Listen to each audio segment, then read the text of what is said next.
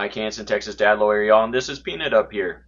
Peanut was a beloved squirrel. He was very famous on social media.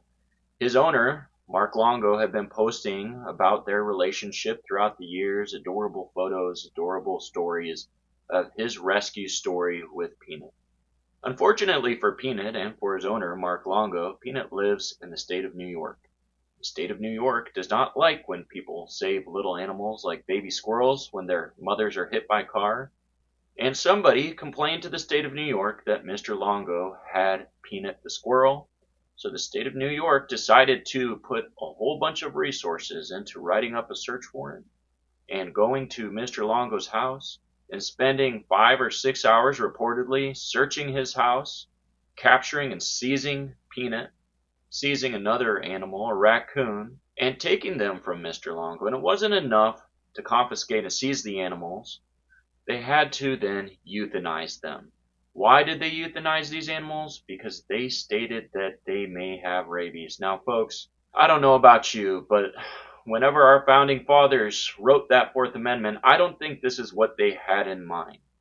When they wrote that the people have the right to be secure in their persons, houses, papers, and effects, and they wanted to protect the people from law enforcement officers coming into their houses unreasonably, searching and seizing their property, I don't know that they anticipated that the state of New York would be stealing a baby squirrel from somebody who had rescued it, taking it, and killing it. In fact, I am pretty sure that that's not what they had in mind, but that's what the state of New York thinks the Fourth Amendment stands for.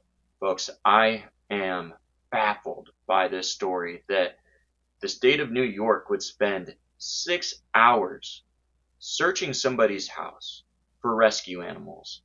And what's not sitting well with me is that Mark Longo and I believe it's his wife or his girlfriend, his significant other, state that when they showed up, not only were they seizing these animals, they were checking every nook and cranny as if he was a drug dealer.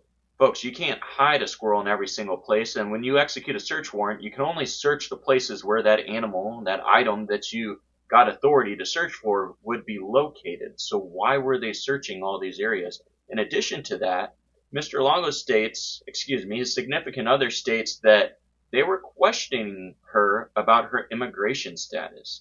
Again, if they had issued a search warrant and the search warrant was being executed, what does her immigration status and interrogating her about her immigration status have anything to do with them seizing these animals? This story smells of some sort of corruption. Now, I don't know what they were after, but the only thing that they legally could be after is what was listed in that search warrant. Now, it's baffling to me as an attorney, somebody who used to prosecute animal cruelty, somebody who used to go and take on these abusers, that this is what we'd be spending our time on as government. I'm a criminal defense attorney now, and I'm a victim's representative in the legal field. I do personal injury as well as just general victim representation. But I would never have spent hours of my time working with law enforcement to write a warrant to go seize a rescue animal. And in fact, I would have expected that agency to rehome that animal to an illegal animal sanctuary, not euthanize it just because.